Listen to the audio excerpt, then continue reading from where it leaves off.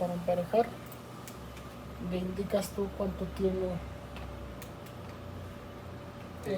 de ancho y cuánto es el área que va a cortar. Entonces en este caso es 1.22.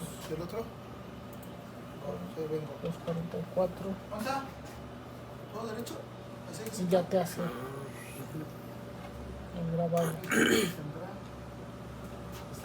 Este es el camino que va a recorrer la broca. Entonces ya le das el origen y ya lo mandas a cortar. Para botar la broca.